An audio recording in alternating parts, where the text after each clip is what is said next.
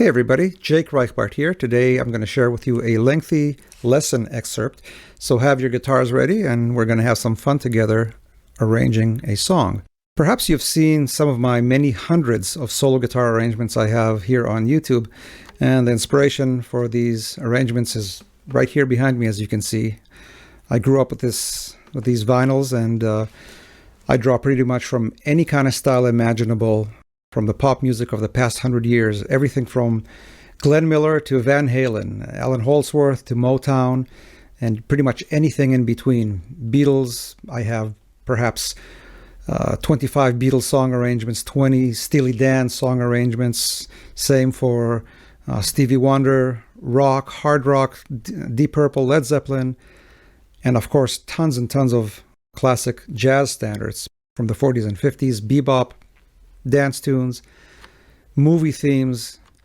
And if you want to learn how to arrange any of these songs for solo guitar, I can teach you.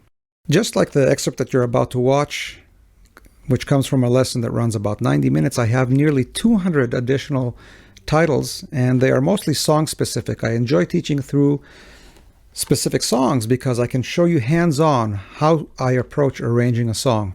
What's nice about these lessons is that I don't just tell you, do this and you're done, but rather I'll take you through 3 or 4 or 5 different ways to play the same passage. I'll work with you on dynamics, on articulation, and 100 other things that you cannot just put to paper. As I mentioned, these lessons run approximately 90 minutes.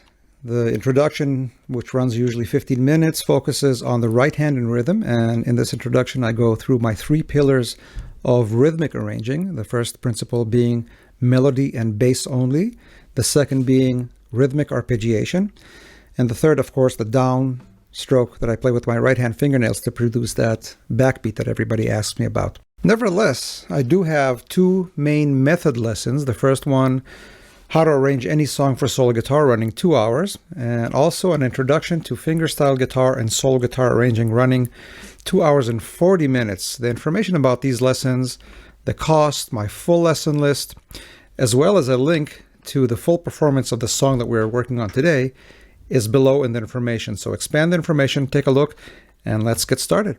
And as you can see, every time I play it, it sounds a little bit different. It's one of those things that I kind of gamble a little bit. I don't know what's going to happen. I don't know how far my left hand is going to go up or down, because I don't have a specific target note. That is the problem. I'm not aiming here or here or here. It's just...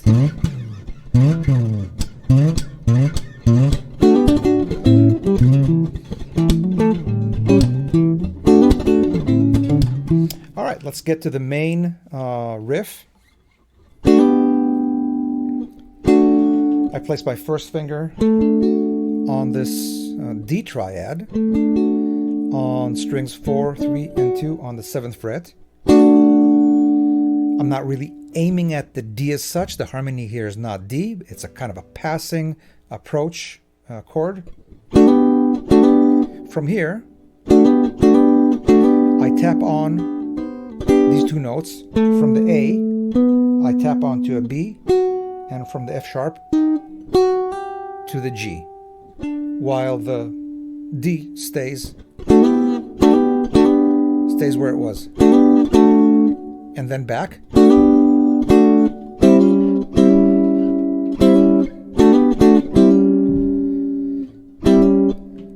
Then I pull my finger back to the 5th fret, and in essence hold down very quickly a, well, parallel to the D. Will give me a C triad, except that we're not aiming for a C. We're just hanging on to it for a second, because we're going to hammer on from the C to the C sharp. So in the 5th fret, G, C, E. And it's that movement between the minor third and the major third that gives it the bluesy feel. It's kind of the other blue note, if you will. We think of the blue note as this. Well, there's another blue note, which is that.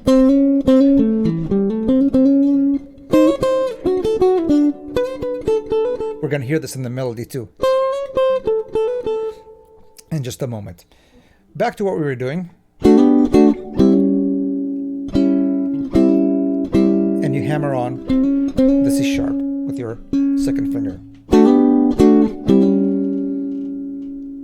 This is a representation of an A7 chord, and you can use the open A or the fretted A, and I use both. While you are playing this, you can also hit the E. Not because it's an E chord, but just because the E is an alternating bass note for the A.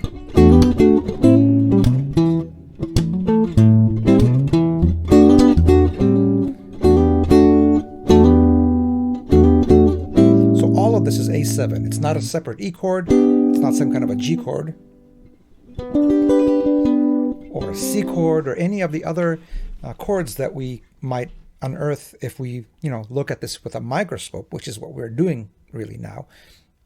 It's all A7 and a movement within A7. So that's what we're getting on the second string. That's what we're getting on the third string. That's what we're getting on the fourth string. And that's what we're getting on the bass. Just put together in time.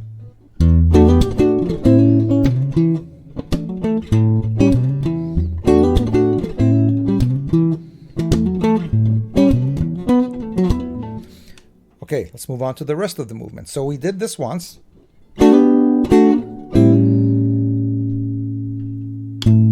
That's the downbeat. And that's my bass movement. The A with my first finger on the 6th string, 5th fret. Put my third finger down on the B. Slide it up to the C sharp.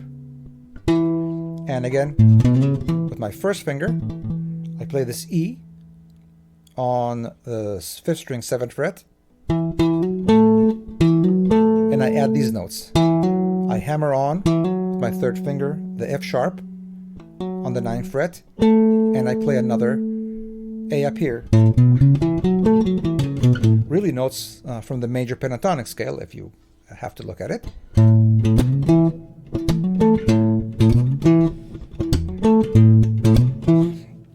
Now this might be a good time to practice just this movement, just this bass note, with the right hand doing this.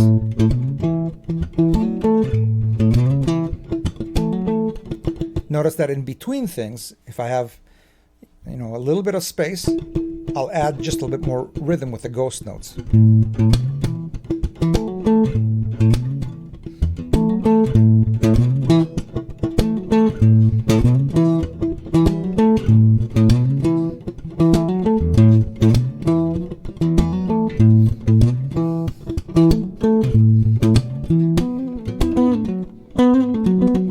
And I can blend in additional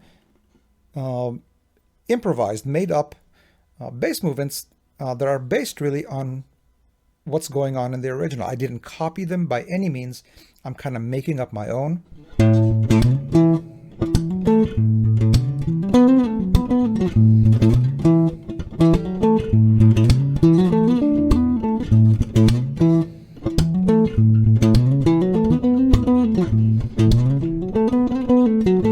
And what I'm doing is just kind of, stretching out from this A, from the octave,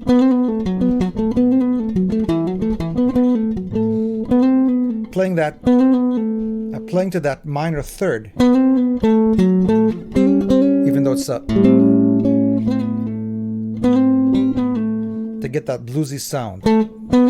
So now that I'm on this A, 4th string, 7th fret, I'll add the B, push it up to the C and back, or do some other.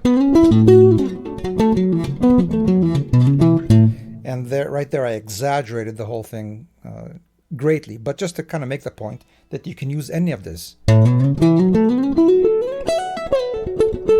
And what I did here was take this pentatonic movement and move it up an octave.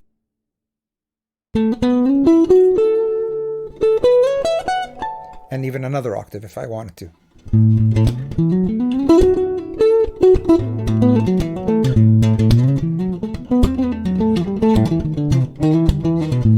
Or I can go down to and play some minor pentatonic stuff, because you can blend the minor and major pentatonic.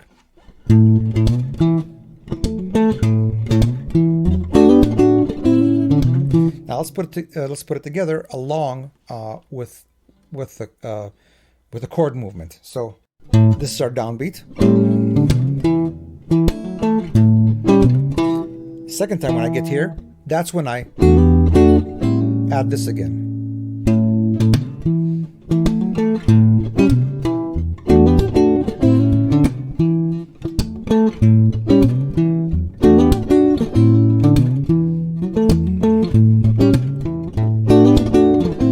And you don't have to play necessarily the E on the bass, you can play the A on the bass. It's just adding a nice contrast. And like I said, you can use the open A. It's just that when I do it with the bar, it's easier to get to this movement.